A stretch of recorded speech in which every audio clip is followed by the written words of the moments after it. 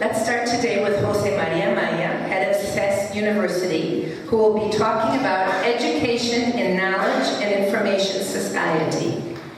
Jose Maria Maya is a doctor in medicine, philosopher and sociologist with a master's degree in public health and in university management, as well as a master's in social management for social welfare trainers from the IDB in Washington. He is currently the head of University CES. He has been professor in public health and ethics in different universities in Colombia. Dr. Maya is member of the board of directors of Hospital General de Medellín, Instituto Neurológico de Antioquia, Clínica Infantil Santa María, Instituto Colombiano de Medicina Tropical, Hospital Clínica San Rafael, Bogotá, Clínica CES, Universidad Colombia, and Corporation Antioquia Presente. He has been a juror for a Colombian National Award in Health Quality. He is the president of the National Board of Health Accreditation. He has been former director of special programs in Servicio Seccional de Salud of Antioquia, Hospital La María, of Clínica Rosario, and the Colombian Association of Schools of Medicine. He was the principal of the School of Medicine at Universidad CES and the former president of the Association of Higher Education Institution in Antioquia. Dr. Maya, welcome to Marymount, and thanks for being with us here today. I'm sure you have a lot to share with us. Let's give Dr. Maya a warm applause.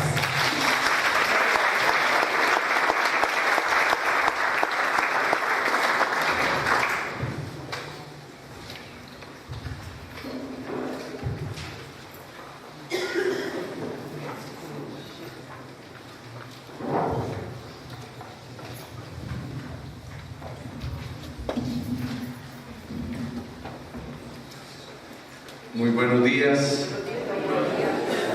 Es un gusto estar acá acompañándolos en esta importante reunión para Medellín y para las instituciones educativas de la ciudad. Es un honor tener tan importantes invitados de los colegios Marymount de todo el mundo. Nuestra ciudad es una ciudad que viene haciendo un importante esfuerzo por crecer, no solo en lo económico, sino fundamentalmente en lo social, por mejorar la calidad de vida de sus habitantes, por mejorar su nivel educativo y por lograr cimentar la paz en la ciudad a partir de la inversión social y del desarrollo social y económico.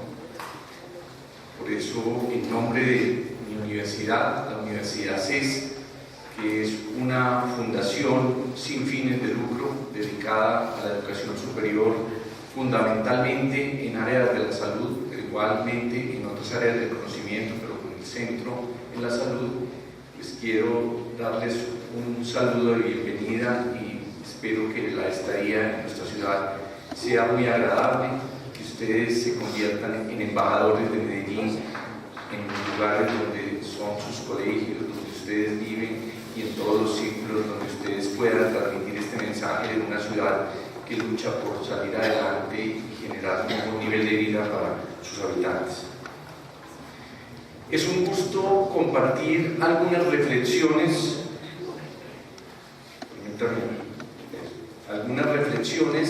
sobre las implicaciones para la educación de la sociedad del conocimiento y la información. Voy a tratar un poco de describir algunos elementos que conforman lo que llamaríamos la sociedad del conocimiento y la información y ir pasando de cómo ese estilo y ese tipo de sociedad, que es la sociedad del siglo XXI, finales del XX y del XXI, y que en alguna forma va entrando cada vez más en las diferentes culturas, tiene unas implicaciones para la educación en todo sentido, cómo nos cambia un poco la concepción del sentido de la educación y del esfuerzo que hacemos cada día por formar seres humanos en nuestras organizaciones educativas, llámese de educación básica, media o superior. Y he querido colocar esta frase porque una de las grandes preocupaciones en los últimos años ha sido cómo logramos en nuestras organizaciones educativas, en nuestras instituciones de educación, apoyar a los estudiantes para que saquen adelante su proyecto de vida y que ese proyecto de vida les permita finalmente ser felices, entendiendo que si no contribuimos a que ellos logren el desarrollo de su proyecto de vida y por ende a ser feliz, finalmente de pronto hemos perdido el tiempo. Y cómo el aporte importante de la institución educativa está fundamentalmente en generar conocimiento y reflexión para que unidos los dos puedan nuestros estudiantes adquirir lo que llamaríamos la sabiduría, que es este conocimiento para vivir bien. Empiezo con una frase de Peter Drucker, que llamaríamos un poco el padre de la administración moderna. Un hombre profundamente lúcido que hasta un poco más de los 90 años estuvo poniéndonos a pensar en cómo la sociedad iba cambiando y cómo ser capaces nosotros de identificar lo que llamaríamos las megatendencias, o sea, esos movimientos históricos fuertes en una determinada dirección, para ser capaz de insertarnos proactivamente en ellas y lograr realmente hacer nuestra labor de una manera más eficiente, de una manera más eficaz y contribuyendo realmente al bienestar colectivo. Peter Drucker nos decía que la característica de la sociedad del conocimiento, que luego llamamos del conocimiento y la información, era que el conocimiento había dejado de ser un simple recurso para ser el recurso, es decir, para ser el eje alrededor del cual giran todas las actividades de una sociedad, y que los cambios más importantes que vamos a ver en las sociedades contemporáneas están relacionados con la producción del conocimiento, la transmisión del conocimiento, la verificación del conocimiento y la generación de conocimiento que se convierte en innovación y por ende se traduce en nuevos productos, servicios, formas de enfrentar las problemáticas y finalmente una nueva forma de vivir.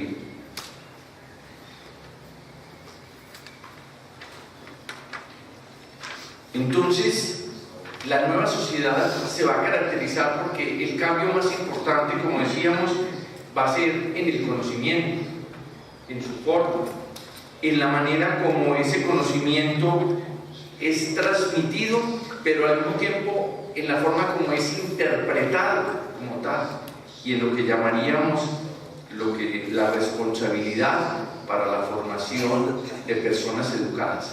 Vamos a ver ahora que el símbolo de la sociedad del conocimiento y la información se llama la persona educada, y que el gran aporte que una institución educativa le hace a una sociedad es formar personas educadas.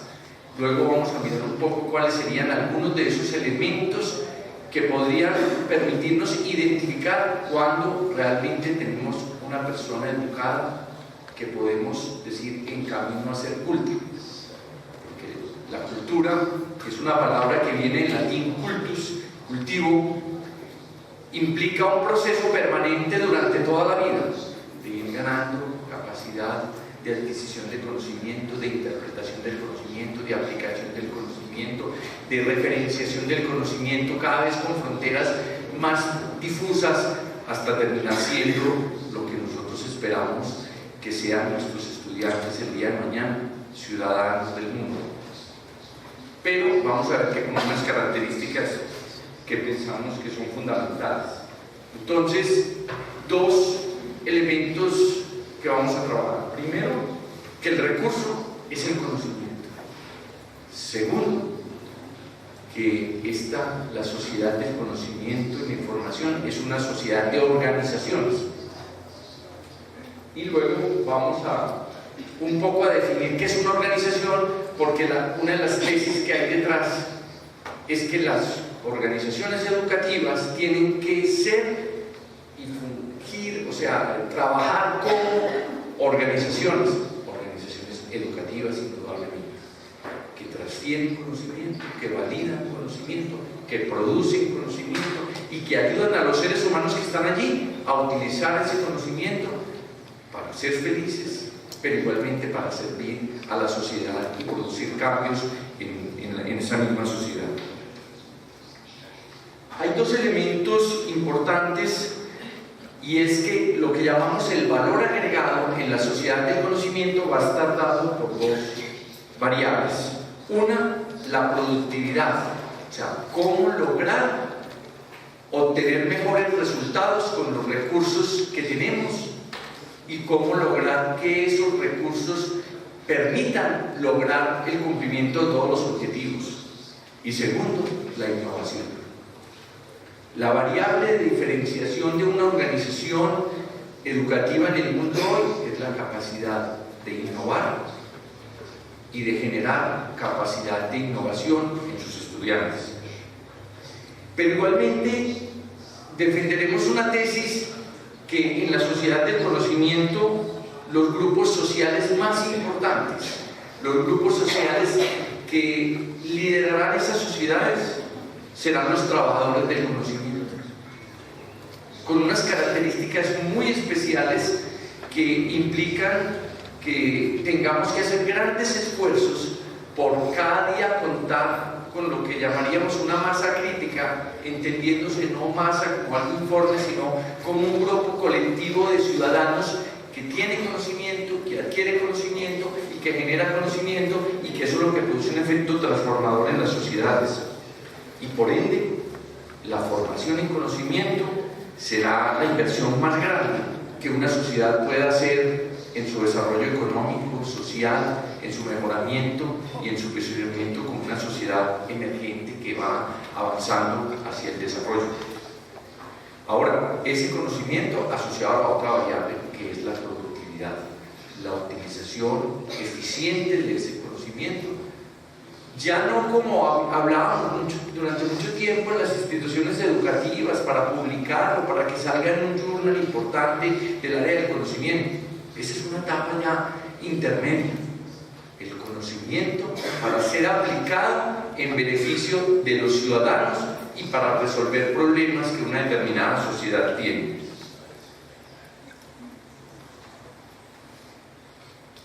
Esa nueva sociedad tiene una característica muy importante, y es que, a diferencia de la sociedad industrial anterior, donde eran los equipos, las máquinas, los centros, digamos, de dedicación de quienes trataban de generar nuevas posibilidades para la sociedad, cómo tener máquinas, cómo hacerlas mucho mejores, cómo hacerlas más productivas. En la sociedad del conocimiento lo que tenemos son los trabajadores del conocimiento. ¿Y cuál es la característica del trabajador del conocimiento? Que el trabajador del conocimiento es dueño de lo que en la terminología económica se llaman los medios de producción y las herramientas de producción, porque el conocimiento está incorporado. Eso les da un gran valor al trabajador del conocimiento, y como está incorporado, cuando una persona se va de nuestra organización educativa, se va con el conocimiento no queda allí. Eso nos ha llevado a valorar mucho más el talento humano que tenemos en las organizaciones. A finales de la década de los 90 se generó una discusión, el hecho de tener muchas personas preparadas en diferentes áreas del conocimiento hace que el talento humano sea reemplazable fácilmente. Y finalmente nos dimos cuenta que no es así, que el talento humano se convierte en el factor clave de éxito de una organización y por ende no se reemplaza fácilmente. En el mundo de la salud, que es donde yo estoy, siempre he puesto un ejemplo, y me perdonan que lo pongan con ustedes porque es muy valioso para mí, y es: en la medida en que formamos muchos profesionales de la salud, médicos, enfermeros, fisioterapeutas y otros profesionales de la salud, pensábamos que las organizaciones, digamos que en algún momento podían tener mucha facilidad de movilidad de su talento humano porque había disponibilidad de ese talento humano que antes era escaso y que en la medida en que se fue, digamos, generando mucho más profesionales en estas áreas, las organizaciones tendrían una gran movilidad en ese sentido.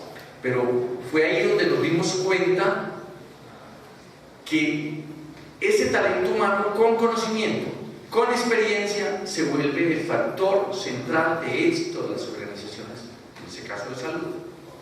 Entonces, cuando un profesional de la enfermería muy exitoso en el manejo de la familia, de los pacientes que llegan a un servicio de urgencias, por ejemplo, decía una organización: me voy porque siento que no soy recompensado suficientemente, o que el trabajo no es valorado, o porque me han hecho una oferta mejor.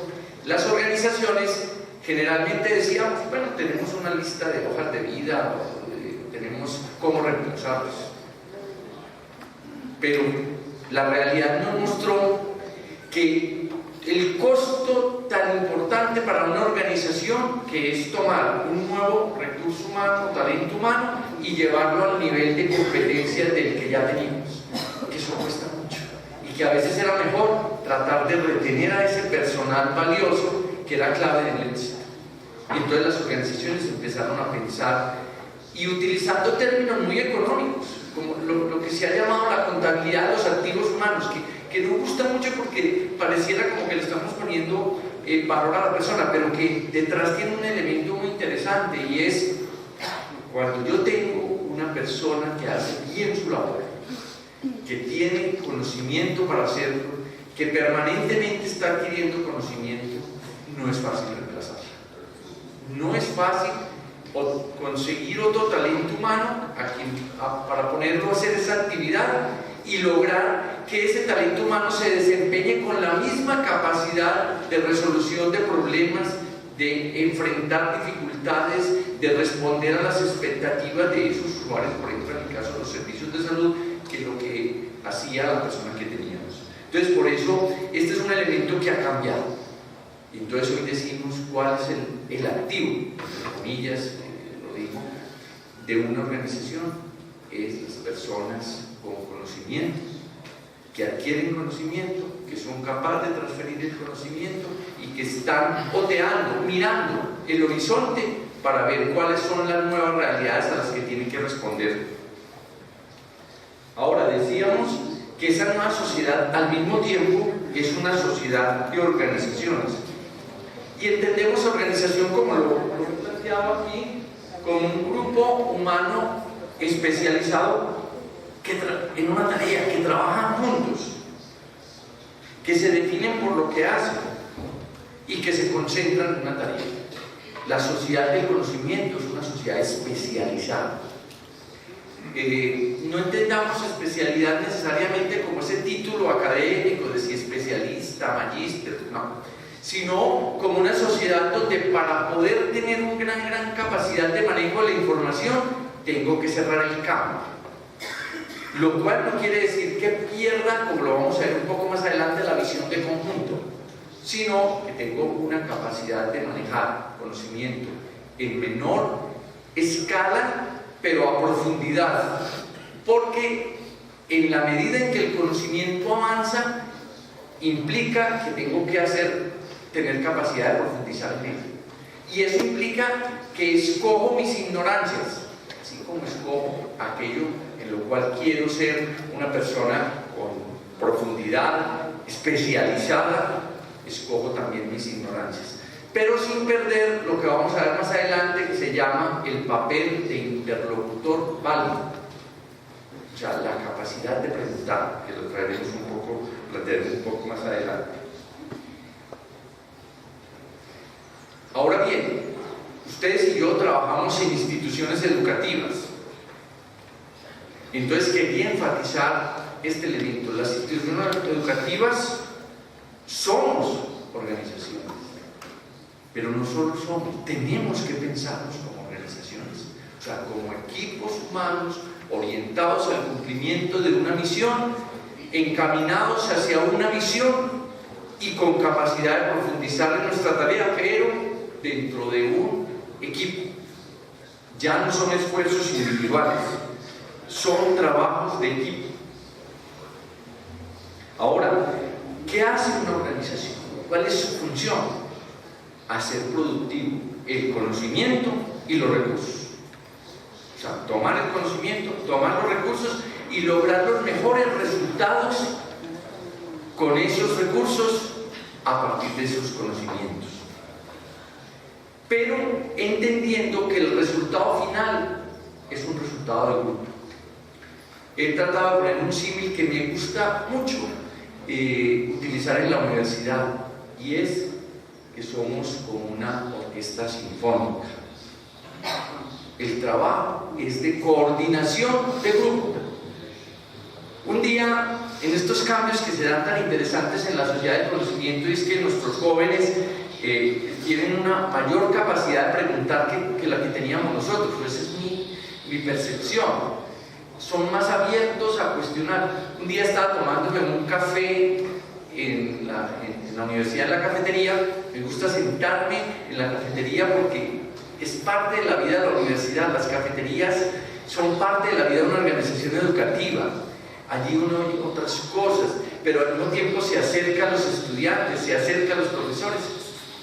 Pero bajé, había poca gente, me senté y empecé a tomar un tinto. De pronto se acerca un estudiante y me saluda muy amablemente.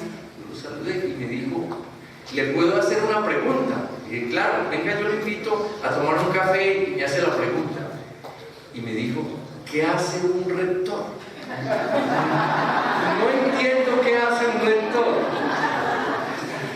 Entonces yo le contesté: bueno, me parece muy interesante su pregunta, porque él me dijo: yo sé qué hace el decano de mi facultad, lo veo allí, que hace el profesor, el coordinador, pero el rector no sé qué hace. Entonces yo le tomé la pregunta en una forma, con un poco de humor, y le dije: me están diciendo que soy una corbata. La corbata es como un decorativo ahí en la organización que no hace nada, que bueno. Entonces él se me dijo: no, pero sí me gustaría que usted me contara.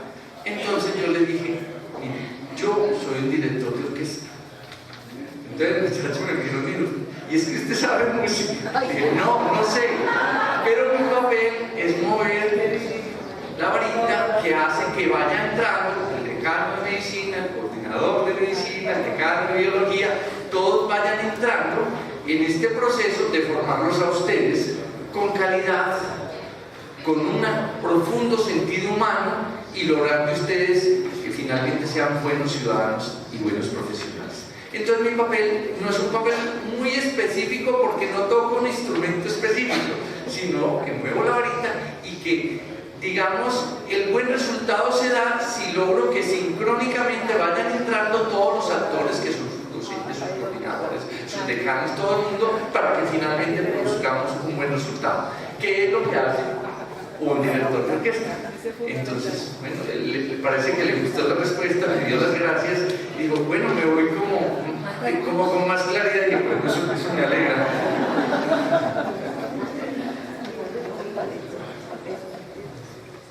Las organizaciones, y aquí hay un elemento interesante, en la sociedad del conocimiento, compiten por el talento humano. Pero es el talento humano calificado, el talento humano preparado, dedicado, culto, que vibra con lo que hace. De ahí surge una palabra una expresión que no me gusta mucho, pero que digamos así, la trae la literatura: la guerra por el talento. El año pasado, en una reunión de rectores de Universia, que es un portal hispanoamericano de universidades, digamos, comprometidas con la calidad, que ha financiado el Banco Santander, fue muy interesante oír al señor Botín. El señor Botín es el presidente del banco, diciendo: para mí ya no hay horizontes en el mundo en términos de dónde buscar los mejores recursos humanos para mi organización, para mi banco. Nosotros ponemos en la página del banco y ponemos en Universia nuestras ofertas, y donde esté el mejor recurso humano en el mundo, lo buscamos. Eso es lo que llamaríamos un poco la guerra por el talento. Entonces ya es las organizaciones buscando tener grupos humanos muy buenos, trabajando sincrónicamente para obtener buenos resultados. Y ese es un elemento muy interesante. Pero igual, hablábamos de la innovación como la variable de diferenciación. Entonces esos grupos humanos tienen que estar constantemente preguntándose cómo mejorar, cómo hacer mejor las cosas. La rutina termina siendo excluida totalmente de una organización de la sociedad del conocimiento. La rutina se convierte, y la palabra es muy colombiana, por eso el traductor espero que en la roya. La roya fue una enfermedad que le dio a nuestro café y casi acaba con el café. Yo siempre he dicho que la rutina en las organizaciones es la roya, o sea, acaba con las organizaciones. En nuestras organizaciones no puede haber expresiones como esto lo hemos hecho siempre así y nos ha funcionado. Así lo hicimos hace 10 años. Siempre tiene que haber la pregunta, ¿hay una mejor forma de hacerlo? Mire, sobre todo que nos hemos dado cuenta en las instituciones educativas cómo cambia, con qué rapidez cambian las generaciones y cómo tenemos que tener una gran capacidad de leer la realidad, por ejemplo, de esta generación posmoderna que están hoy en los colegios y en las universidades, para no terminar diciendo que la juventud de hoy no responde a las expectativas, que no va a tener liderazgo, que no, sino para entender cuáles son los elementos que los motivan a ellos y cómo lograr entrar ahí y generar, digamos, procesos de cambio, procesos de innovación y procesos también de compromiso con la sociedad. Hay otro elemento importante, es que las organizaciones desarrollan entonces liderazgo, porque después vamos a decir que el rol de un educador de hoy es ser líder, con unas características que describiremos un poco más adelante. Toman decisiones rápidas porque el cambio es muy rápido. Y si no percibimos la rapidez de ese cambio, de pronto ya no respondemos a él.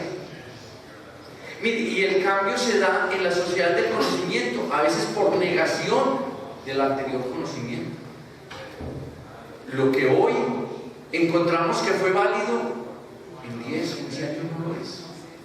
Y les voy a poner un ejemplo que lo ponemos a nuestros estudiantes en la universidad.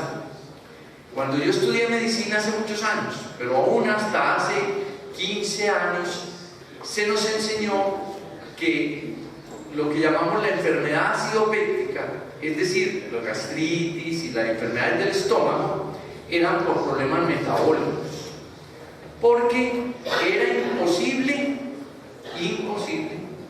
una palabra que no debería ya casi utilizar, que existieran gérmenes en el estómago por el pH del estómago. Era tan ácido que ahí no podía existir un germen.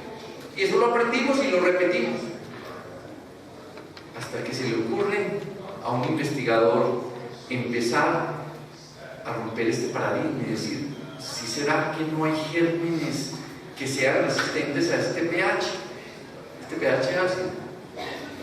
Y eso llevó a abrir un nuevo camino que hoy nos permite decir que la enfermedad acidopéctica es infecciosa. Hay un germen que ustedes han oído y ya cada momento les mandan exámenes para el Helicobacter pylori. Cuando alguien se encontraba un germen decía, no puede ser, porque en este pH no puede ser un germen. Luego se me contaminó el cultivo, hasta que alguien empezó a pensar, no será que la realidad es otra. Y hoy esa realidad existe. Entonces, fíjense que no es por acumulación, sino a veces por negación, por ser capaz de preguntarse si lo que antes aceptábamos como válido sigue siendo válido. Y hay otro elemento que lo dejo al final, y es que una organización como tal desarrolla un sistema de valores compartido, y eso lo lleva a asumir una responsabilidad social. Tiene una visión, desarrolla la capacidad de autoevaluarse para autorregularse.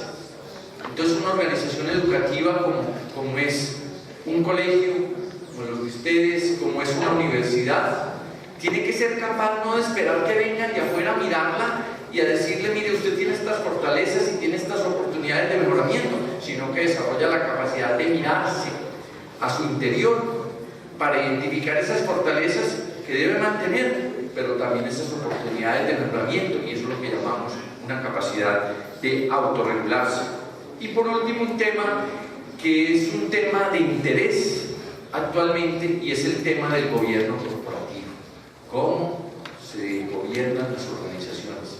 Y hay una gran preocupación por el gobierno corporativo de las organizaciones educativas, llámense instituciones de educación básica y media, llámense universidades, con las diferenciaciones en todo sentido, con fines de lucro, sin fines de lucro, estatales, etc.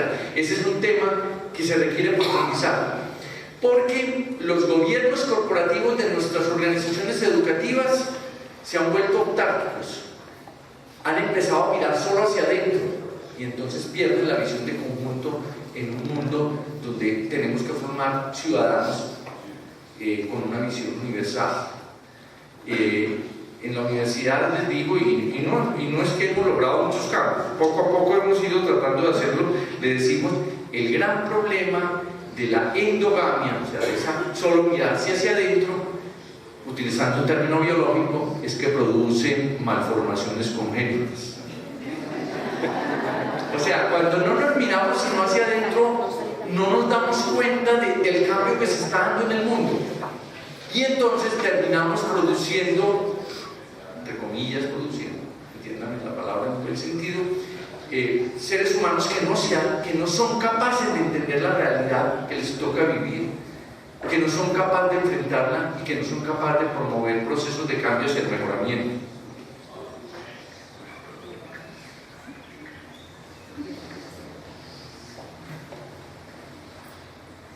Ahora, para lograr en las organizaciones, recuerden que hablamos de innovación y productividad, pues necesitamos concentrarnos en el rol, en lo que podríamos llamar el rol, el cargo, la función central y en la tarea. Tenemos que ser capaces de preguntarnos si los procesos que hacemos agregan valor o simplemente nos hacen perder tiempo, recursos, nos generan insatisfacción. Es la pregunta del día a día sobre lo que hacemos, lo que hablábamos ahora. No seguir mirando, así lo hemos hecho y dar resultados, sino cómo lo podemos hacer mejor para ser más productivos, siendo más eficientes. Y por otro lado, el ser capaces de identificar el core, el corazón, el centro de nuestra actividad, para entregarle de pronto a terceros otras cosas que no hacemos bien. En eso yo creo que hemos avanzado mucho en las organizaciones educativas, entendiendo que no sabemos hacer muchas veces, prestar bien servicios de alimentación, o servicios de vigilancia, etc. Y que realmente el esfuerzo lo debemos concentrar en ese corazón, que está relacionado íntimamente con la misión de nuestra organización. Y eso implica entonces que para lograr tenemos que pasar a lo que llamamos las organizaciones basadas en la responsabilidad. Como decíamos antes, las organizaciones modernas están compuestas de especialistas, no de generalistas. Ahora, especialistas, como vamos a ver después, que tienen visión universal, que son interlocutores válidos, que tienen fundamento en sus raíces, pero que son capaces de ser ciudadanos del mundo, manejando con gran experticia una parte de ese conocimiento, pero entendiendo que es una parte. Y ahí es donde a veces fallamos las organizaciones educativas, cuando las personas vamos profundizando en el conocimiento y pensamos que es el único conocimiento válido. Por otro lado, en la organización moderna, y esperamos que una organización educativa sea una organización moderna, cada uno se tiene que hacer cargo y responsable de los objetivos de su organización y de cuál es su contribución a la orquesta, a lo que hablábamos ahora de la orquesta. Porque si uno entra a destiempo o no lo hace bien, el resultado final se altera. Por eso a mí me parece que la metáfora de la orquesta sinfónica es muy bonita. No es que en cualquier momento entre la guitarra o entre un instrumento, no, tiene que saber entrar en el momento preciso y hacerlo muy bien para que el resultado sea muy bueno. Esa metáfora me parece a mí bastante interesante. Y quien está dirigiendo la organización, el rector, el director, el jefe del área, etcétera, tiene que ver es cómo sintoniza todo su talento humano en torno a ese resultado final, que debe encaminar desde la misión hasta el logro de la visión de la organización. Y ya lo decíamos al principio, que en esa organización donde todos miran hacia un objetivo común, tenemos que desarrollar el concepto de cliente interno. No es fácil a veces en las organizaciones educativas. Yo lo he visto incluso en instituciones de educación media y lo he visto en la universidad también. ¿Cómo entender que el otro es un cliente? Entendamos la palabra cliente matizada, digamos, en el sector educativo. Porque si no lo entendemos así, cuando la articulación entre las diferentes áreas se vuelve compleja. He visto cómo en algunas organizaciones de educación básica y media, a veces entre el grupo que está en la básica y el que está en la media, a veces la articulación no es muy buena y entonces a veces hay discriminaciones o del uno o del otro, o que los que están en la parte de abajo de la pirámide no están haciendo bien su labor, o que no se da continuidad a los procesos iniciados en la base hacia el final del proceso, la educación media, que sería, vamos a plantear después, que no debería ser un final, que debería haber una articulación entre básica, media y superior, y no esta ruptura que tenemos actualmente en buena parte de nuestros países, donde son dos mundos diferentes, el mundo de la universidad y el mundo de la educación básica y media. Un elemento interesante y es que en esa sociedad del conocimiento y de información, pues los sectores económicos más importantes ya no van a ser los que producen y distribuyen objetos fundamentalmente, sino los que producen conocimiento, los que transfieren conocimiento, los que validan conocimiento. O sea, es en el conocimiento donde se va a centrar todo el esfuerzo de una sociedad y por ende el talento humano para esa sociedad es un talento humano que adquiere conocimiento pero que tiene capacidad de utilizarlo y de estar permanentemente referenciándolo y contrastándolo, porque el conocimiento que fue eficiente en el pasado no nos sirve y a veces la experiencia se pierde totalmente. Aquí les cuento, siguiendo un poco mis metáforas médicas, que pues uno es presa de su propia visión del mundo. Nosotros hemos formado cirujanos durante mucho tiempo en la universidad, o sea, como una área de posgrado.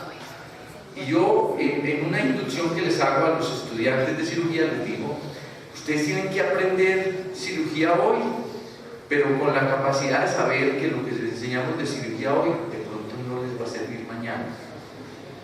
Pero entiendan que lo que tratamos de generar en ustedes es una disciplina para adquirir nuevo conocimiento. Y les cuento lo que ha pasado. Les digo: miren, en 10, 15 años la experiencia les debe servir para darse cuenta que lo que hacen ya no lo deben hacer, básicamente.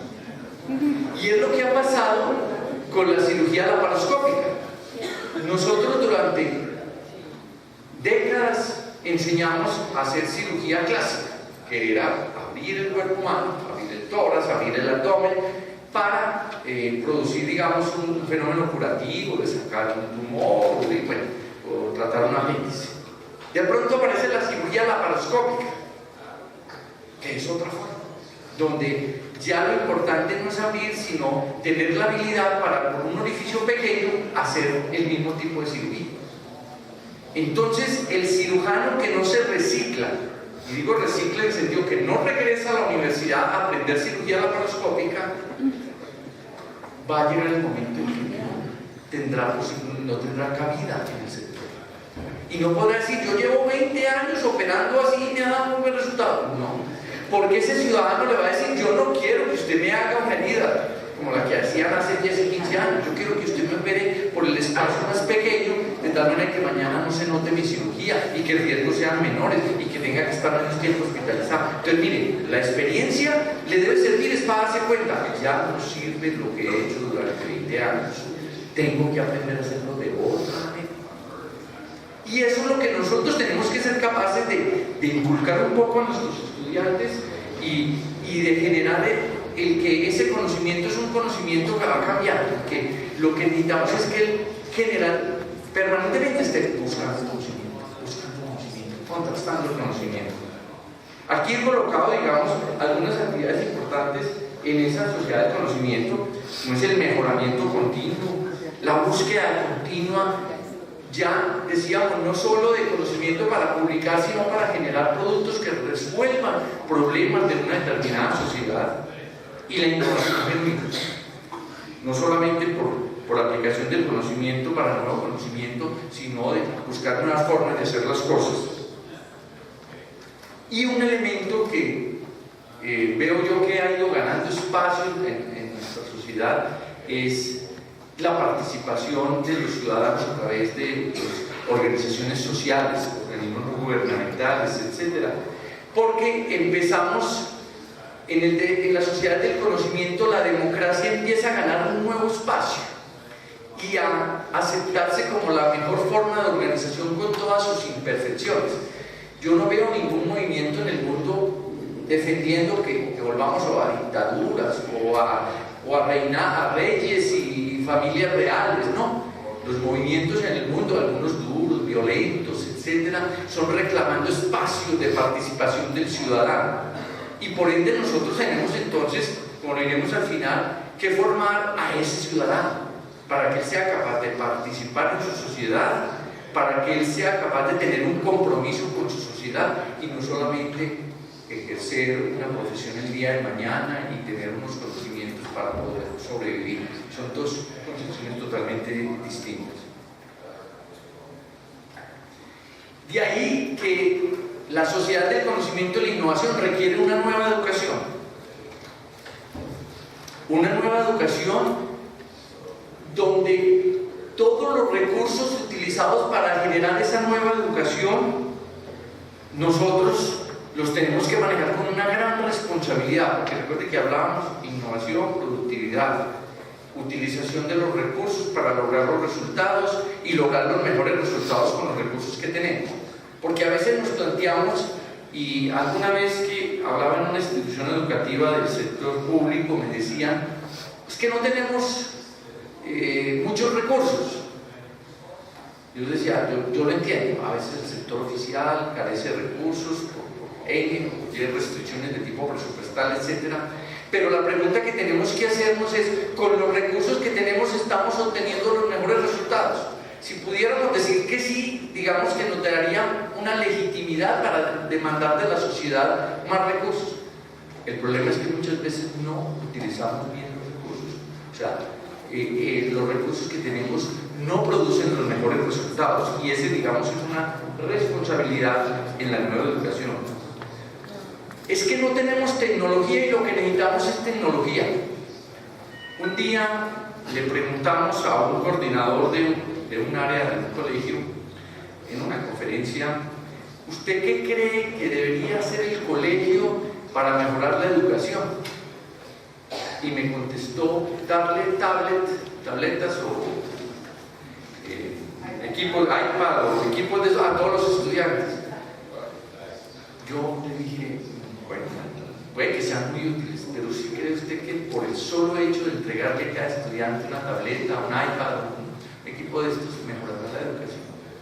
No es la tecnología per se, no es la tecnología. A veces hemos depositado en la tecnología toda la confianza en que ella es la que va a producir los mejores resultados. No, la pregunta no es por la tecnología, la pregunta es cómo utilizar esa tecnología, cómo ponerla al servicio de la educación, por ejemplo en el caso de nuestras instituciones, porque la podemos tener y puede que no solo no contribuya a la educación, sino contribuya realmente a cerrar espacios para la reflexión, a cerrar espacios para el contacto personal. Después vamos a plantear que yo creo que tenemos que seguir sosteniendo la importancia del contacto del docente y el estudiante. y que unas veces mediada por tecnología, pero otras veces la presencia física, porque, como plantearemos después, muchas de las actitudes del docente son transmisoras de valores o de aquello que llamaríamos antivalores.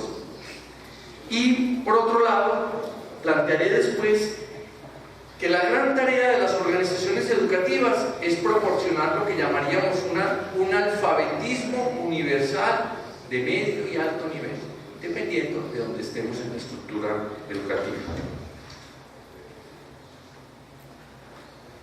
Igualmente, y esto va incorporado, o sea, como decíamos, recuerden al principio, los trabajadores del conocimiento tienen el conocimiento incorporado y se lo llevan con ellos.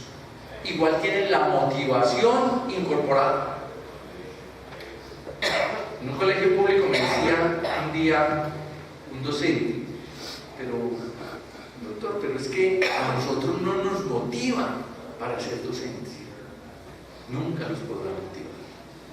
La motivación es un fenómeno intrínseco que surge de su interior. Ahora, que los directivos, que el Estado, que los que, digamos, tienen los recursos para la educación, hagan esfuerzos para recompensar a aquellos que tienen motivación, para recompensar el esfuerzo de una persona motivada por lograr mejores resultados. Eso es correcto. Pero nunca a punta de estímulos externos vamos a lograr motivación. La motivación es un fenómeno interior. Y entonces, por eso, lo que tratamos es de ayudarle al estudiante a que genere la motivación para adquirir el conocimiento, no solo que acumule conocimiento. Como les digo, probablemente ese conocimiento pasará, ya no será pertinente, pero si él logra generar en su interior la motivación por la adquisición del conocimiento, el día de mañana se estará metiendo a bases de datos, estará yendo a congresos, leyendo revistas, consultando a su docente, buscando la institución educativa, etcétera, etcétera. O sea, generará una disciplina que le permite permanentemente estar adquiriendo ese conocimiento y estar en contacto con ese conocimiento. Por otro lado, la organización educativa hoy tiene que estar abierta a todos. Después diré más adelante una frasecita que la repito y que nos cuestiona mucho a nuestras organizaciones. Nosotros tenemos que estar formando élites académicas, no económicas. Élites académicas, no económicas. Si nuestro esfuerzo se centra solo en formar las élites económicas, muy probablemente no vamos a tener una sociedad más equitativa y una sociedad mejor, y una sociedad, digamos, más comprometida con el desarrollo social de esa sociedad. Si prima lo académico, vamos a ser capaces de tomar talento donde se encuentre, de apoyar gente que tiene talento y que simplemente le falta oportunidades para que tenga inclusión social y pueda socialmente entrar a otros niveles de acceso de bienes y servicios. Un día, en un programa que tenemos que se llama Cobertura con Equidad, donde tratamos de identificar talentos para que puedan estudiar, me dice un estudiante, bueno, ¿y la universidad qué me pide a cambio de lo que me está dando? Un apoyo, digamos, en su matrícula, durante todo el tiempo, manteniendo unos estándares de desempeño. Yo le decía, mire, lo único es que usted no vaya a entender que va a pasar de élite académica a económica, porque en ese momento usted abandonará a sus congéneres. Lo único que le pido como universidad, fuera de que tenga un buen desempeño académico, es que el día de mañana usted sea capaz de extender la mano para que otro pueda acceder a ser élite académica, o sea, a tener conocimiento, a ser capaz de utilizar ese conocimiento. Y ese es un compromiso que tenemos que, digamos, insistir cada vez más en las instituciones educativas. También un elemento, digamos, nuevo, surgido tal vez en la sociedad del conocimiento y la información es la relación de las instituciones educativas pues, con otros elementos de esa sociedad, con las empresas, con organismos no gubernamentales, con el Estado. O sea, permitir a través de esa asociación entender cuáles son sus necesidades, pero al mismo tiempo tratar de ver cómo quien pasa por nuestras aulas sí está teniendo el día de mañana un desempeño como esperamos, como ciudadano, como profesional, como ser humano. Y en ese contacto es que nosotros, ahí nos están evaluando. Realmente la sociedad en alguna forma debe ser capaz de identificar el egresado de nuestras organizaciones educativas por su comportamiento, por su compromiso, por la capacidad de estar innovando permanentemente. Entonces, por eso ese contacto es para mantener esa retroalimentación, pero al mismo tiempo para hacer proyectos comunes con ellos. Y eso implica entonces que las instituciones educativas tenemos que identificar cuáles son nuestros grupos de interés. Yo les cuento una experiencia bonita que he tenido en la universidad. En las universidades normalmente no teníamos nada que ver con los padres de familia. Parecía como que era un grupo que no tenía nada que ver con la universidad. Y los padres de familia también creían que no tenían nada que ver con la universidad, que lo único que tenían era que pagar la matrícula de sus estudiantes.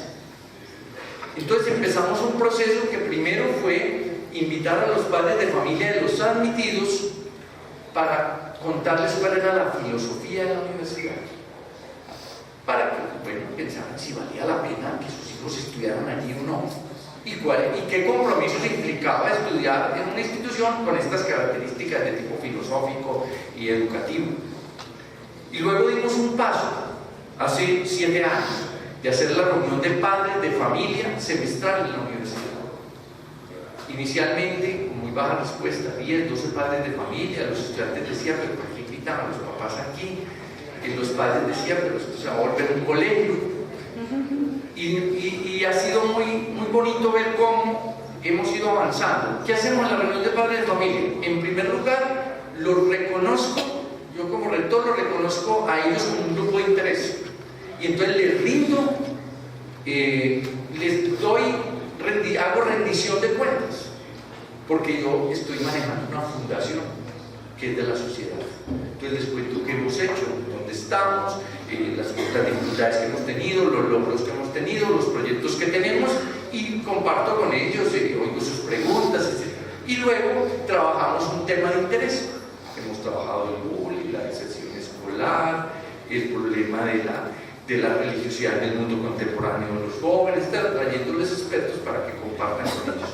Pues la última reunión, que fue la que hicimos este primer semestre, tuvimos 520 padres de familia, se llenó nuestro auditorio y la próxima vez no sé dónde vamos a hacer la familia, no nos cabe, pero con una gran alegría de ver que empiezan a reconocerse los padres de familia como un grupo de interés, y que el papel del padre de familia no es pagar la matrícula, pagar la matrícula indudablemente, pero ese no es el centro, sino el acompañamiento junto con nosotros a la maduración de este joven, de esta niña, que cada día será más autónoma, pero que siempre necesitará que haya alguien al lado dándole la mano, orientando y ayudándole a tomar buenas decisiones.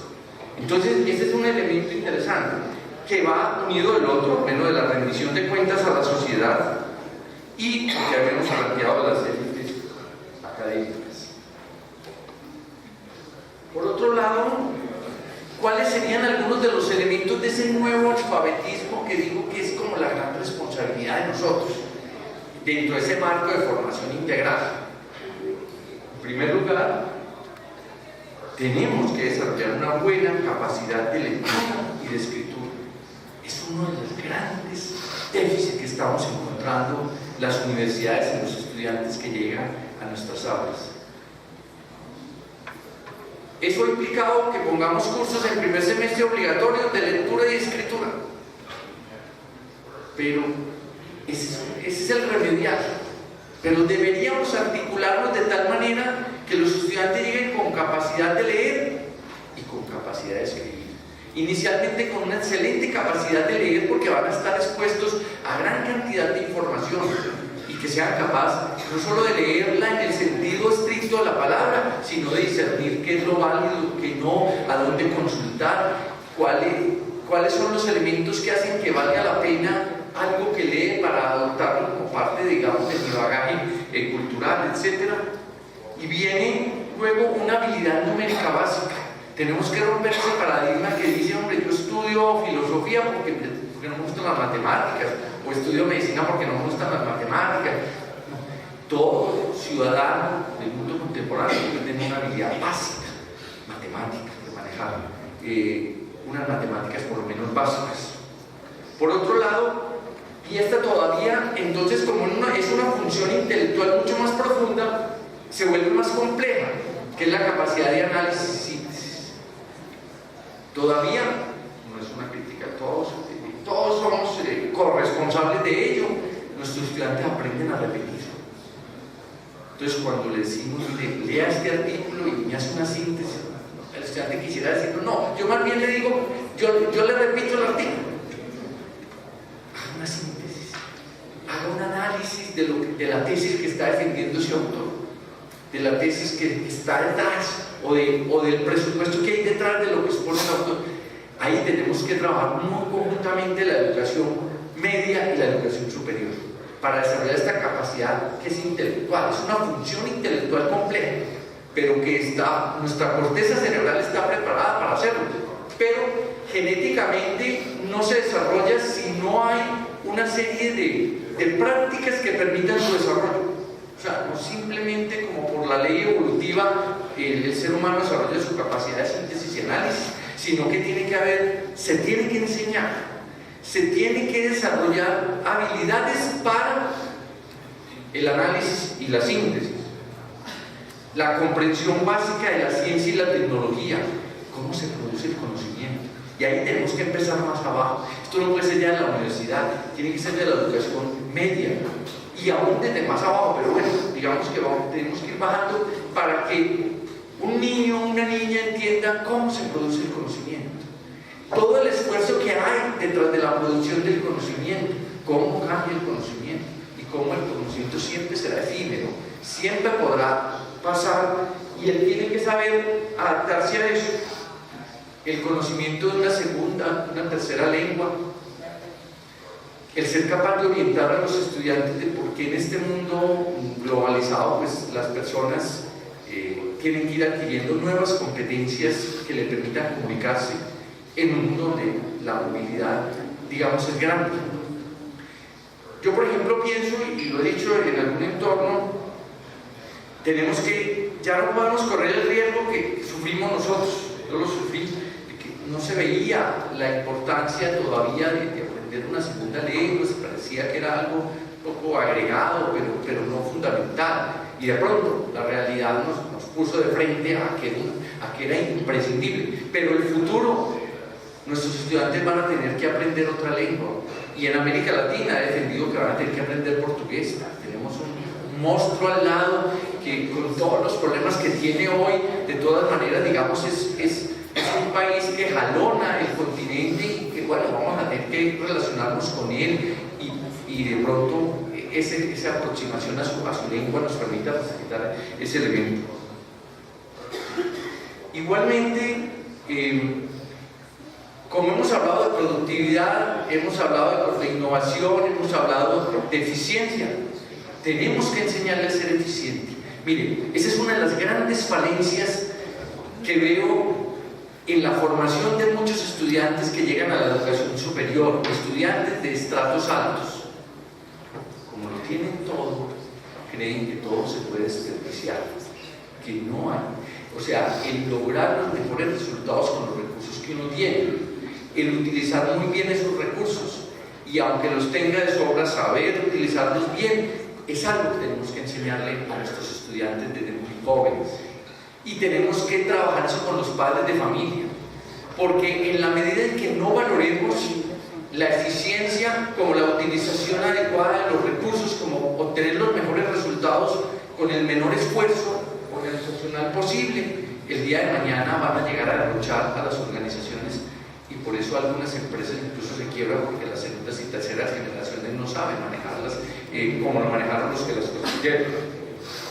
Y por último, pues la conciencia de que tienen que estar aprendiendo permanentemente, de que es una realidad de la sociedad del conocimiento, está permanentemente confrontando ese conocimiento y tratando de adaptarse a ese nuevo conocimiento.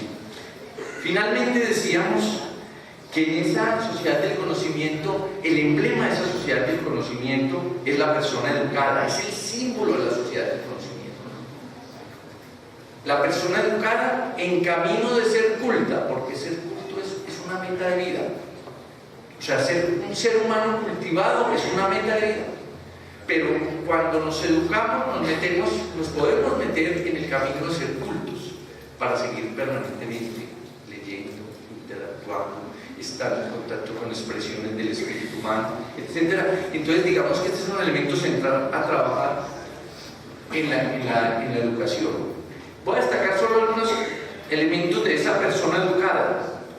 En primer lugar, es una persona que tiene conciencia y está preparado para vivir en la aldea global como ciudadano del mundo, pero ojo, sin perder sus raíces, porque a veces hemos pensado que ser ciudadano del mundo es abandonar las raíces, es abandonar lo nuestro, es abandonar nuestra cultura. ¿Qué es? Las raíces lo nutren, y el pegarse uno a sus raíces es tener una base sólida, pero luego con una mirada del mundo. Y ese es un elemento de la persona educada. Otro, enseñarles que no hay ninguna jerarquía en el conocimiento. Aquí, yo he estado muchas veces en el colegio Grimao, es un colegio muy cercano a la universidad, es un colegio que apreciamos por la calidad de su formación académica, humana, etc.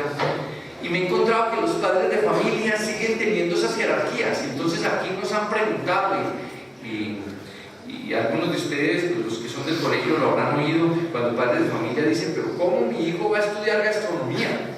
¿O cómo mi hijo va a estudiar sociología? ¿A usted no le parece que es un desperdicio que estudie filosofía? Me han hecho esa pregunta aquí muchas veces.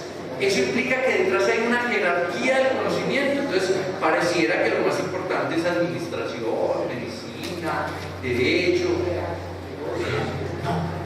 Tenemos que enseñarle a valorar el conocimiento y a entender que cuando uno se sitúa en una faceta de ese conocimiento, es una faceta. Pero que cuando yo entro en contacto con el otro que tiene otro conocimiento, el de él también es valioso para interpretar la realidad, porque yo no logro interpretarla en su totalidad desde una sola perspectiva.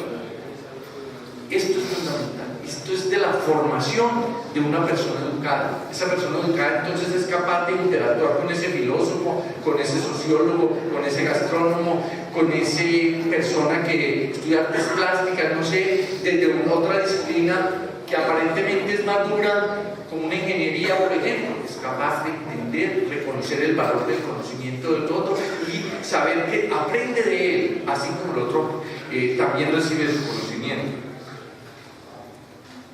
Igualmente, esto lo insisto mucho porque es la doble mirada que tiene que tener un ser humano en la sociedad del conocimiento: es ser especializado, pero con una gran capacidad para entender y comprender el conocimiento de los otros. Eso es lo que yo llamo un interlocutor válido. ¿Qué es lo que tenemos que desarrollar? Mire, cuando uno se sienta en una universidad, y igual me imagino que es aquí en el colegio, con personas de distintas disciplinas, el historiador, el sociólogo, el educador, etc., uno como directivo no puede saber de todas esas áreas en el nivel de profundidad que ellos saben, pero que sí tiene que ser capaz uno hacer preguntas, o sea, ser interlocutor, compartir su visión y entender que hay otras visiones, y a partir de ese esfuerzo lograr tomar decisiones colectivas. Y entonces, digamos, es el desarrollo de la capacidad de relacionarse con personas de otras visiones del mundo, porque eso no es solamente de la visión disciplinaria, es de otras culturas. Es entender entonces que mi cultura no es la mejor, es una cultura, es una forma de ver el mundo, es una cosmovisión, una visión del mundo, pero que otros tienen otra, y que cuando vivíamos todos separados por las montañas y por los mares, pues cada uno vivía en su cultura, pero que en el mundo de hoy yo tengo que ser capaz de sentarme al lado, no sé, del musulmán, o al lado del budista, o al lado del agnóstico de una sociedad industrializada, y ser capaz de compartir con él, respetando las visiones y construyendo espacios colectivos. Eso implica, por último, entonces, que quien trabaja en el proceso formativo, que quien es educador, pues tendrá que ser es más un director que genera motivación, que estimula esa motivación, que ayuda a encontrar nuevos espacios a esos estudiantes, porque finalmente ellos son sus instructores, ellos son sus profesores. Y que ahí es donde entra la mediación de la tecnología, la mediación de las bibliotecas, la mediación de muchos espacios físicos o espacios virtuales que nos permiten adquirir conocimiento.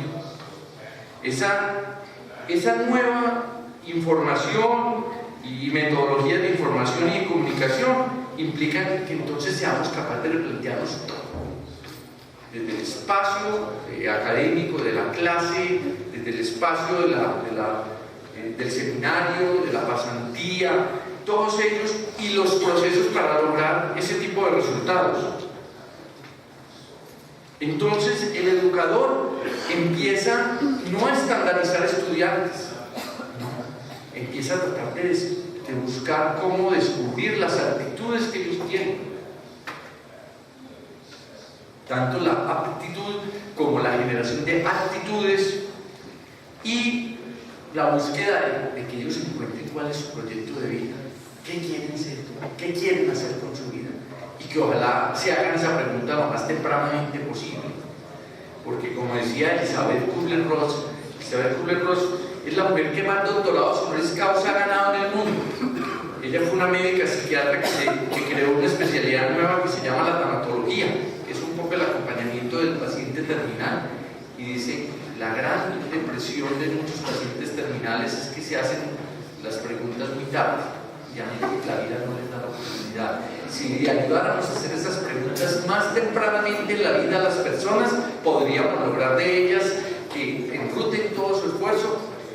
Como decía en algún momento Peter Drucker, alguna vez yo oí a Peter Drucker en una conferencia donde decía que uno es un proyecto, y que entonces como proyecto debía tener en sus términos económicos, debía tener su presupuesto, debía tener sus indicadores de seguimiento, etc. Y decía: si yo no soy capaz de manejar mi proyecto personal, ¿cómo voy a manejar una organización? Tengo que aprender y puedo fracasar en mi proyecto, y ese sería, digamos, el peor fracaso de la vida de uno. Por otro lado, esto implicará entonces que la educación lleve a la búsqueda permanente del conocimiento y a generar esto como una pasión, como un esfuerzo permanente al que se le dedican muchas energías, porque genera una gran satisfacción personal, pero igualmente porque tiene un sentido. Y ese sentido es la transformación de la sociedad donde la persona vive. Y por último, como decíamos al principio de la frase, pues, que este proceso educativo conlleve a que las personas sean felices. Hace poco encontré en una revista una carta de un señor que está ya muy anciano, que estuvo en los campos de concentración nazi, y le escribió una carta a su profesor. Y le decía, de una manera que uno leía la carta y decía: esta persona tiene una gran tristeza. Decía: no siga formando como usted ha formado a sus estudiantes, como me formó a mí, porque en los campos de concentración nazi se oía música clásica, se iba a la ópera, eran ingenieros altamente ilustrados los que refinaban los métodos con que nos mataban, eran enfermeras ilustradas las que ahogaban a los niños hijos de los judíos, etc. O sea, era gente aparentemente culta, llena de conocimiento, pero profundamente inhumana. Cuidado, decía él, con seguir formando monstruos eruditos. Forme seres humanos profundamente humanos y den elementos para que esa humanidad les permita prestar un buen servicio. Ya voy terminando, me da pena este tiempo ustedes. Bueno, eso implica, esa nueva pedagogía, entonces implica que el estudiante adquiere confianza en sí mismo, capacidad para tomar decisiones, entiende en qué sociedad va él a desempeñarse como ciudadano, y bueno, como profesional o como persona competente en un área del conocimiento. Y le generan la principal competencia de un sistema educativo, que es la de aprender a aprender, como competencia para adquisición del conocimiento. Y entonces eso lo mete, digamos, en un proceso de vida que no termina cuando sale del colegio, posteriormente de la universidad. Cuando graduamos los estudiantes en la universidad, algunas veces les he querido decir que el diploma que les damos solo es un permiso para seguir estudiando, no más.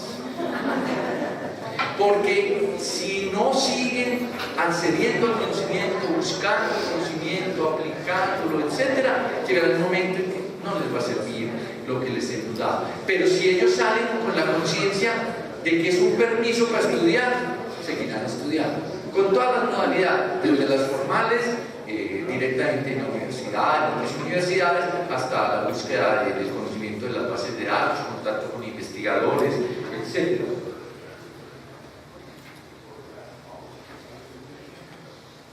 En esa nueva pedagogía hay que reformular entonces el papel y la práctica pedagógica del educador. Tienen que ya, digamos, haber una gran innovación en los modelos de enseñanza, porque ya cambia el rol. Ya no soy el docente que sabe versus el estudiante que no sabe, a quien le vamos a transmitir un conocimiento, sino que es un gran motivador, un líder, un generador del deseo de aprender y de encontrar que el aprendizaje no puede ser doloroso.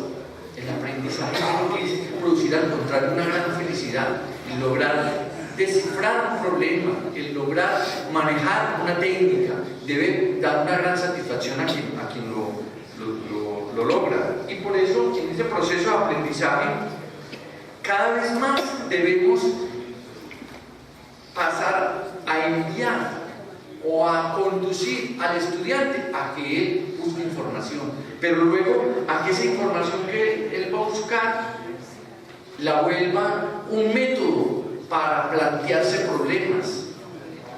Y por eso muchas de las evaluaciones hoy deberían ser evaluaciones frente a problemas, porque nos hemos encontrado que hemos segmentado el conocimiento de tal forma que a veces no se comunican las distintas secciones del cerebro cuando pretendemos dar respuesta. O sea, si formamos de una manera segmentada en el conocimiento, es difícil frente a la resolución ya de un problema integrar el conocimiento. La integración tiene que darse desde más abajo, desde el proceso educativo. Y entonces por eso la enseñanza basada en problemas es una estrategia bastante interesante para generar el desarrollo de habilidades, de destrezas, para adquisición de conocimiento, para generar preguntas, para motivar la investigación. La nueva pedagogía, por lo tanto, entonces tiene que cambiar la relación, pero no disminuir el contacto. O sea, cambia la relación entre el docente, el profesor, el educador y el estudiante. Y tendrá que combinar indudablemente estrategias sincrónicas con asincrónicas. Pero yo no creo que la nueva educación pase por la pérdida de la relación como seres humanos de los docentes y los estudiantes. Y por eso reemplazarla totalmente simplemente por contestar el correo electrónico, por participar desde la distancia en un chat, en un foro, no me parece adecuado. Lo cual no quiere decir que no utilicemos estos elementos, claro, y esa es una forma de poder interactuar, pero el contacto, porque ese muchas veces en la mirada de la actitud del docente. Miren, yo me he convencido, por ejemplo, que un estudiante, como digo, me excusan el sesgo que tengo en la salud, que un estudiante de medicina aprende a saludar a un paciente cuando su profesor lo saluda, pero en las redes es muy difícil que lo vea. Lo tiene que ver ahí, al lado de un paciente, cuando él saluda, pide permiso, explica el procedimiento que va a hacer. Ahí aprende. Eso no lo aprende de otra forma. Por más que se lo ponga en un catálogo para que él lo repita, eso se aprende como actitud cuando ese arquetipo de imitación que es ese docente lo vive. Y entonces para eso se necesita ejecutarlos. Entonces, el educador se convierte como en estos dos elementos, en un tutor del trabajo académico, en una persona que fundamentalmente se convierte en un ideal de imitación. Y por eso la selección de docentes es la tarea más importante que tiene que hacer una institución educativa si quiere hacer un buen proceso educativo.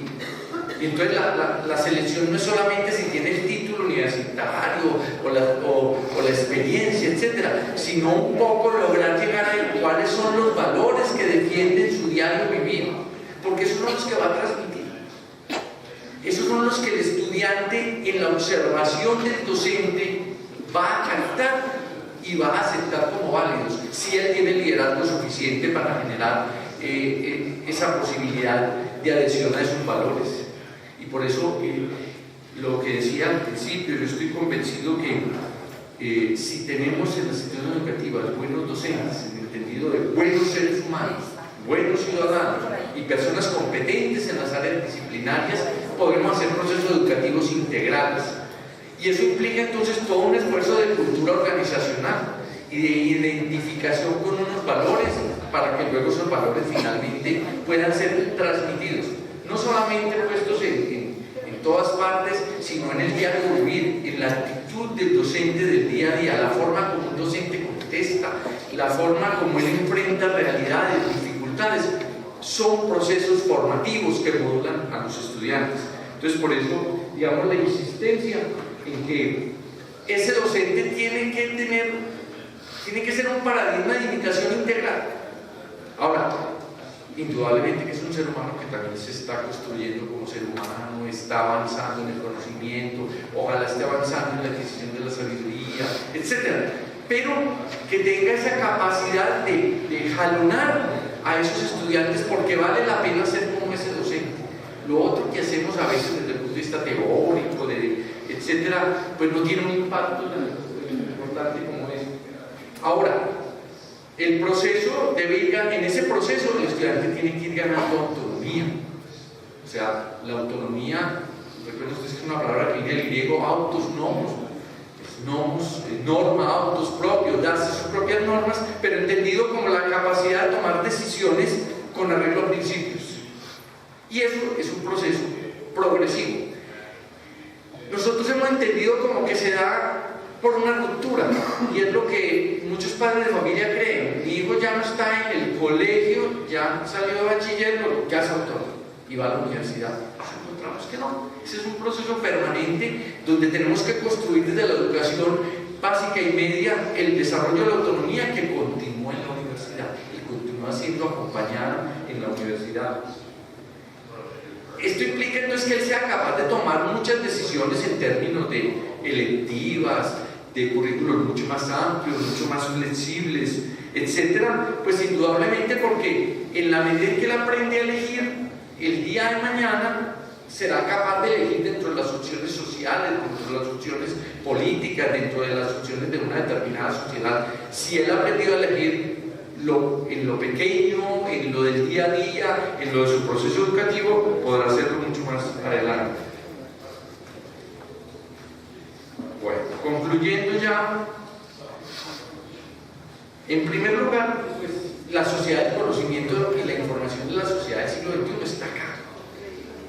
Alguna vez, en las universidades, no tengo la experiencia en los colegios de educación básica y media, hay docentes que se oponen al cambio, ¿cierto? Hay docentes que creen, como les digo, hemos hecho toda la vida esto nos ha funcionado, yo soy el que sé, todo este tipo de cosas, y entonces les da mucho trabajo el cambio, y cuando llegan generaciones como la generación postmoderna que cuestiona, que dice, bueno, ¿usted por qué dice eso? ¿Cuál es la razón? Denme un argumento, etcétera, les da trabajo, y entonces piensan que digamos que esos jóvenes el día de mañana no van a ser exitosos, no van a lograr desarrollar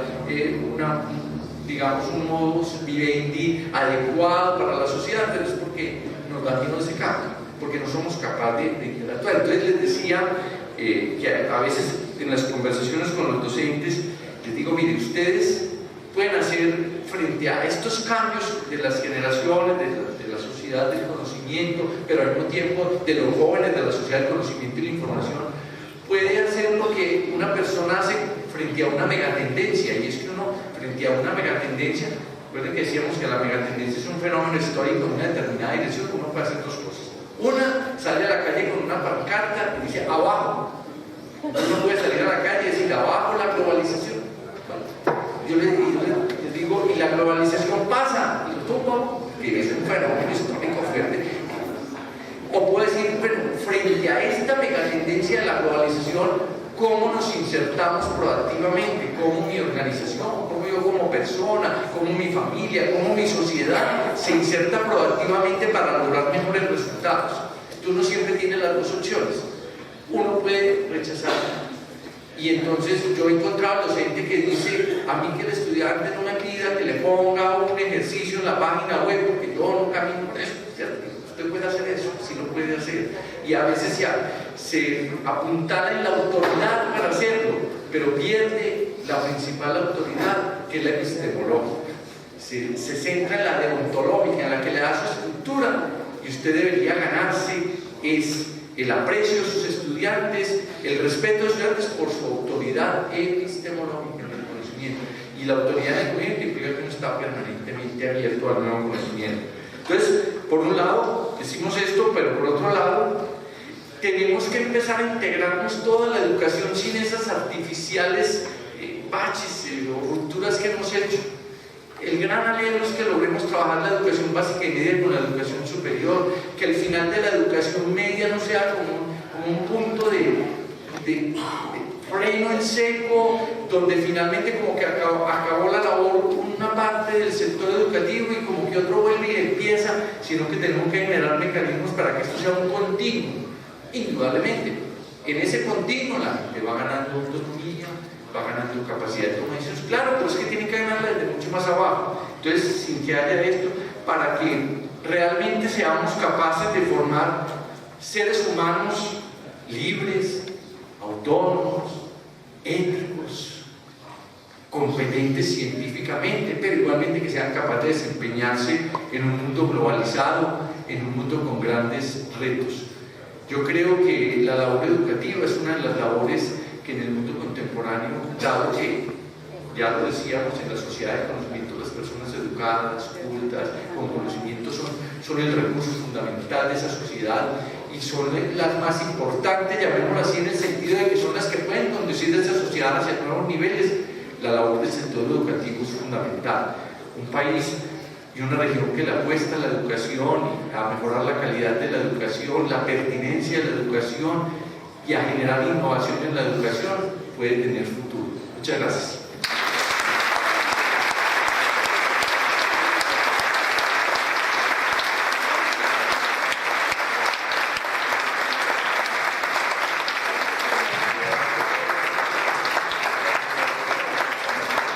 Doctor Maya, su presentación fue muy valiosa para todos nosotros.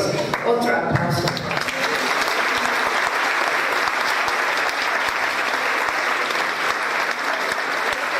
Yo creo que podemos tomar unos 5 minutos de preguntas. Si usted quiere tomar asiento.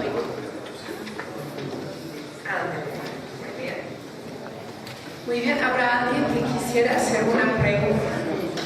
Doctor, tenemos los micrófonos aquí.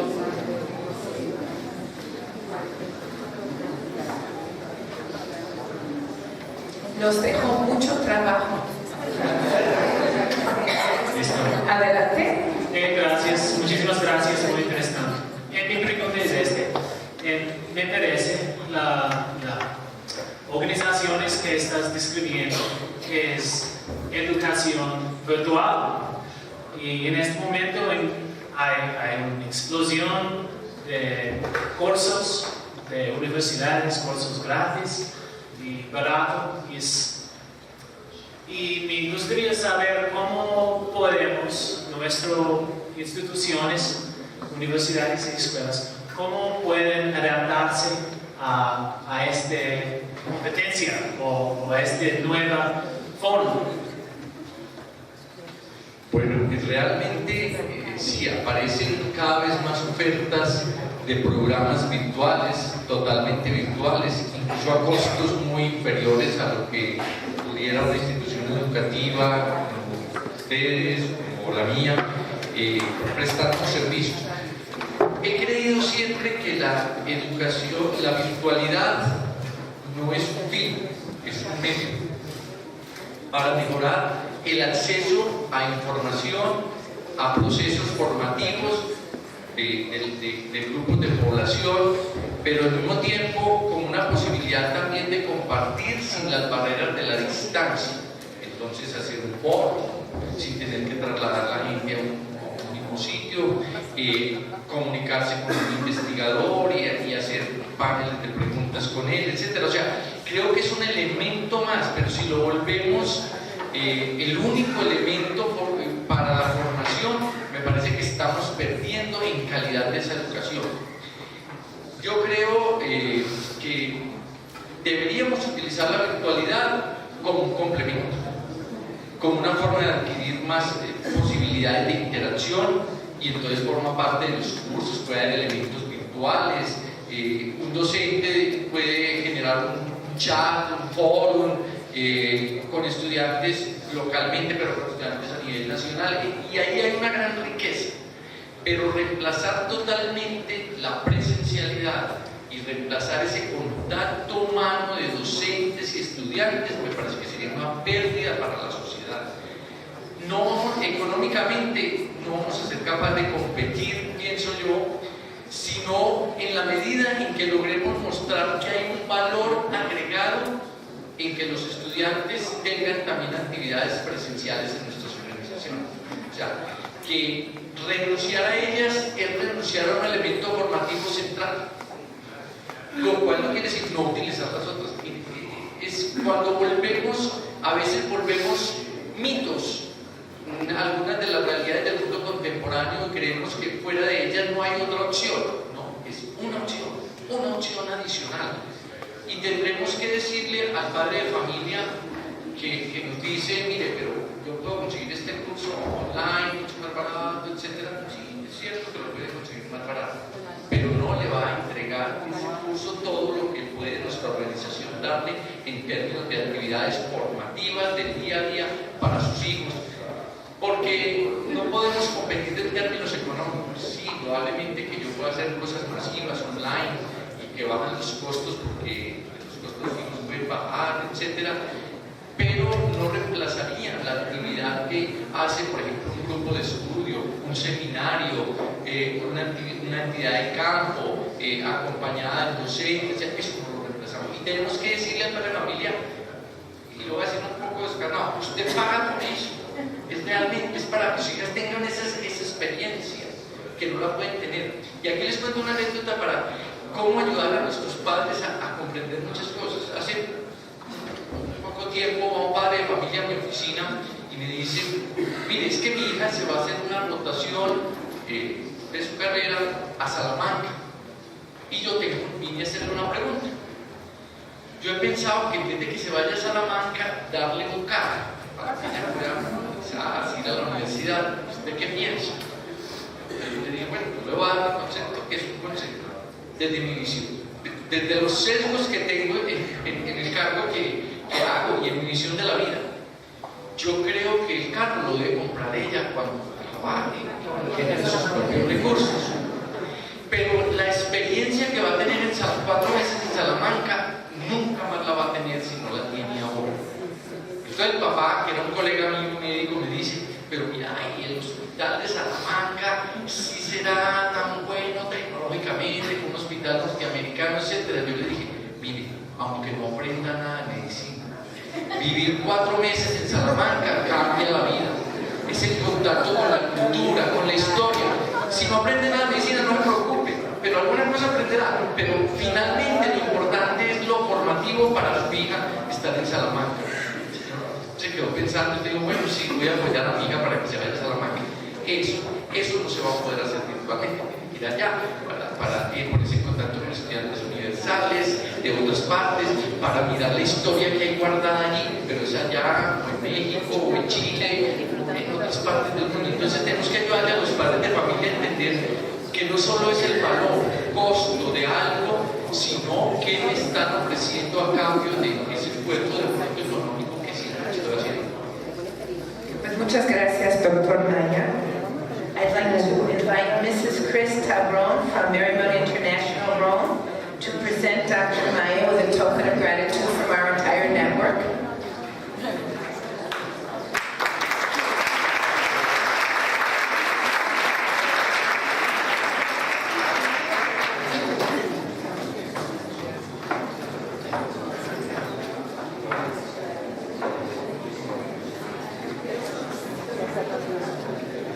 Thank you, Dr. Maya. On behalf of this organisation, I'd like to thank you for the gift of information and inspiration. Whether we're here as a player of an instrument or a conductor of an orchestra, we leave with hoping to create new information and use it. You're a real example of practice what you preach. Thank you so much.